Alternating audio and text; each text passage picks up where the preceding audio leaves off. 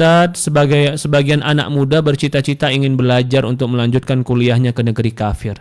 Akan tetapi di sana ada kendala, bercampur baur laki-laki wanita. Mohon solusi nasihatnya Ustadz. Iya. Pertama, hukum asal, jangan kita pergi ke negeri kafir. Ini hukum asal. Karena kita diperintahkan meninggalkan mereka, meninggalkan negeri kafir. Hijrah itu adalah berpindah dari negeri kafir ke negeri muslim, negeri yang jelek ke negeri yang baik, itu hijrah. Jadi orang yang pergi ke negeri orang kafir itu bertentangan dengan makna hijrah secara bahasa. Ya. Tetapi para ulama menyebutkan atau sebelumnya, kenapa kita tidak dianjurkan untuk pergi ke negeri orang kafir? Pertama, ibadah kita terganggu. Mau cari sholat susah, mau cari masjid susah.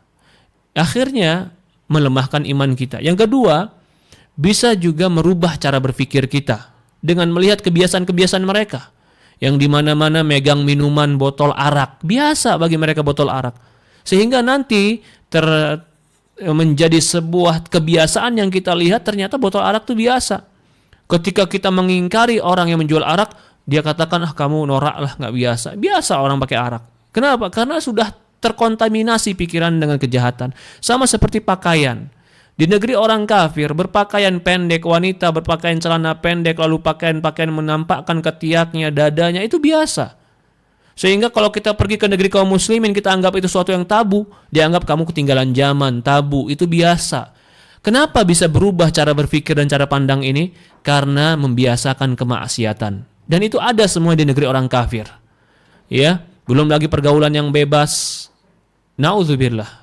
Ini semua mengancam agama kita, merusak agama kita dan hubungan kita dengan Allah.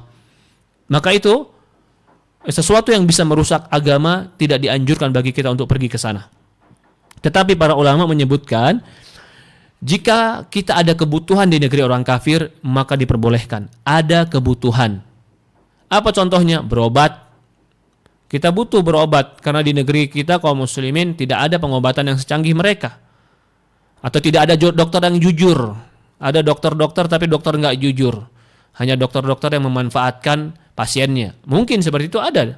Akhirnya dia pergi ke negeri-negeri orang kafir yang di sana dokter-dokter lebih profesional, lebih bertanggung jawab terhadap pekerjaan mereka. Lalu dia pergi berobat di negeri orang kafir. Itu diperbolehkan para ulama. Atau sebagian orang untuk belajar ilmu-ilmu yang tidak dimiliki oleh orang-orang Islam, atau orang Islam tidak sehebat mereka dalam ilmu-ilmu tersebut. Boleh kita belajar di negeri mereka, ilmu persenjataan, ilmu kimia, atau ilmu-ilmu perkembangan yang mereka lebih maju dari kita dan kita belum mendapatkan itu. Kita ingin mengambil ilmu dari mereka, boleh pergi ke negeri orang kafir. Jadi boleh pergi ke negeri orang kafir, tapi para ulama mensyaratkan, yang pertama, tetap jaga keimananmu, tetap jaga ibadahmu, tetap jaga pakaianmu wahai wanita, berhijab yang benar, tetap jaga syiar-syiar Islam, nampakkan syiar-syiar Islam, nampakkan ke orang Islam, lalu berakhlak seperti akhlak Islam, dan ini semua bisa menjaga diri kita. Jadi kalau di sini apa nasihatnya? Saya katakan ilmu apa dulu yang mau diambil. Kalau ternyata ilmu itu ada di Indonesia, di negeri kita pun cukup belajar dengan orang-orang di negeri kita, maka tidak perlu ke negeri orang kafir. Atau kalau memang ternyata ingin juga belajar ke negeri luar, carilah negeri kaum muslimin yang mengajarkan ilmu tersebut. Kalau memang ternyata tidak ada, hanya negeri orang kafir yang memilikinya dan lebih canggih, lebih maju, maka boleh bagi dia pergi ke sana, tapi tetap dengan catatan-catatan tadi. Agama dia menjadi modal dasarnya yang tidak boleh dia rusak. Allahu a'lam.